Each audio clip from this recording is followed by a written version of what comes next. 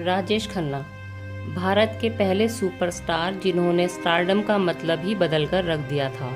राजेश खन्ना मात्र एक स्टार ही नहीं थे, वो क्रेज थे, वो रूमानियत थे, वो हर जवां दिल की धड़कन थे, हर निगाह का सपना थे। और ऐसे में जब उनके इश्क की चर्चा होती है तो सबकी जुबां पर या तो उनकी को स्टार के लिंकअप्स की बात आती है या फिर चर्चा होती है कमसिन डिम्पल से उनकी जल्दबाजी में की गई शादी की।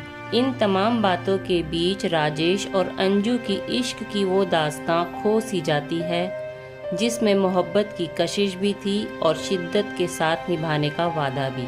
जी हाँ, अंजू के साथ राजेश पूरे 7 साल तक लिव इन में रहे और दोनों इस रिश्ते को लेकर काफ़ी गंभीर भी थे और कमिटेड भी। पर नसीब में दोनों का जुदा होना ही लिखा था। राजेश और अंजू एक अरसे से एक दूसरे को जानते थे। वो दोनों बचपन के दोस्त थे, एक साथ पढ़ाई भी की, यानी दोनों गहरे दोस्त थे। फिर ये दोस्ती प्यार में तब्दील हो गई। अंजू उस समय मॉडलिंग करती थी और वो फैशन इंडस्ट्री में जाना माना नाम थी। राजेश भी स्ट्रगल करते करते अपना एक मुकाम ढूंढ रहे थे।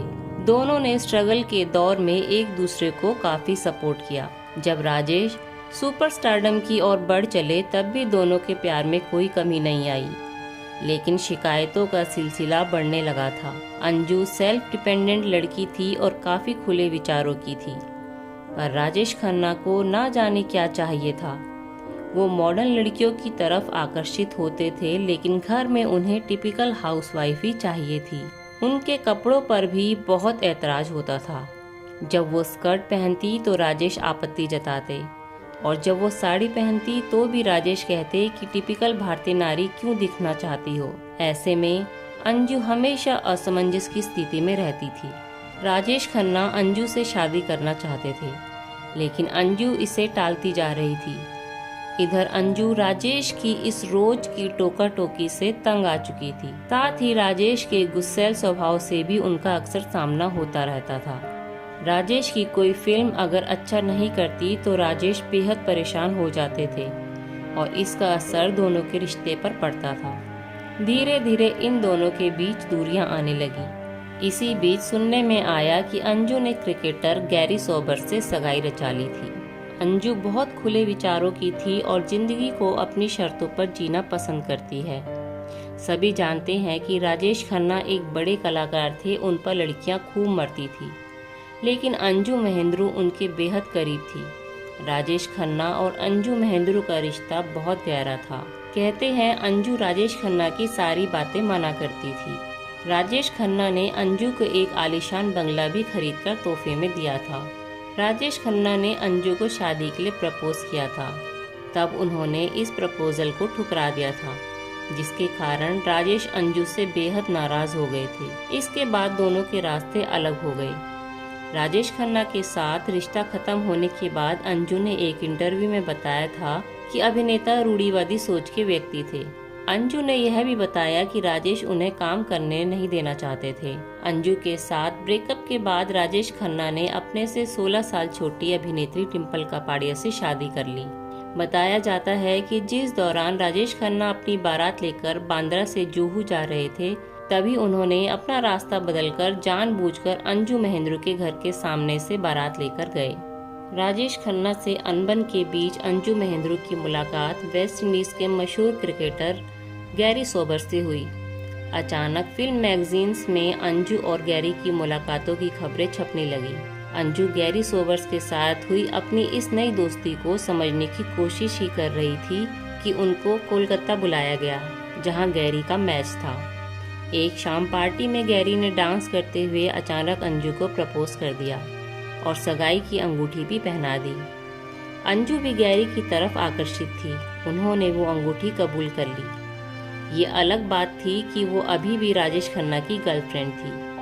अंगूठी के साथ अंजू वापस लौट आई।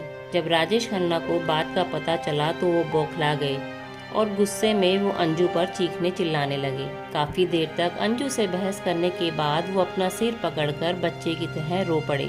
वो अंजू से प्यार करते थे और उन्हें ये डर सताने लगा था कि कहीं अंजू उन्हें छोड़कर चली ना जाए। एक इंटरव्यू में अंजू ने उन दिनों को याद करते हुए कहा था कि सच कहूँ तो उस समय मैं काका के साथ रिश्ते में थी।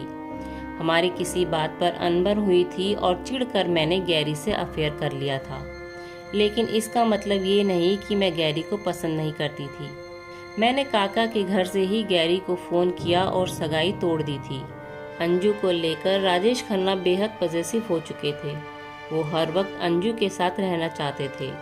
जिस वक्त वो शूटिंग में व्यस्त होते थे या अंजू उनके साथ नहीं होती थी, तो वो ये जानना चाहते थे कि अंजू कहाँ है और किसके साथ है। उनके ऐसे बर्ताव से उनके और अंजू के रिश्ते पर दबाव कम होने के बजाय बढ़ता चला जा रहा था। गैरी सोबर्स वाली इस घटना के बाद से राजेश अब अंजू के आने जाने पर पाबंदियां लगाने लगे थे। अगर अंजू अपने दोस्तों के साथ समय बिताना चाहे तो ये काका को अच्छा नहीं लगता था। अंजू ने अपने एक इंटरव्यू में बताया था कि वो इतना ज़्यादा शक करने लगे थे कि मेरे घर पर फ़ोन करके ये पूछते थे कि मैं कहाँ हूँ। वो बस ये चाहते थे कि मैं हमेशा उनका इंतज़ार करती रहूँ। अंजू ने ये भी कहा कि राजेश खन्ना उन्हें काम नहीं करने देना चाहते थे। 1972 में दोनों अलग हो गए, लेकिन कहते हैं कि पहला प्यार तो पहला ही होता है। साल 2012 में जब राजेश खन्ना की मौत हुई तो अंजू महेंद्रू वहां पर मौजूद थी। राजेश खन्ना की मौत के बाद महेश भट्ट ने उन्होंने कहा कि जब मुझे उनके निधन के बारे में पता लगा तो मैंने अंजू के बारे में सोचा और मैं देर रात ही उनसे मिलने के लिए गया। मैंने सोचा कि इससे अंजू पर बेहद गहरा असर हुआ होगा और वहाँ मुझे पता लगा कि बीते साल से दोनों साथ हो गए थे। इतना ही नहीं बल्कि अंजू राजेश का ध्यान भी रखती थी और उनके साथ रहती थी।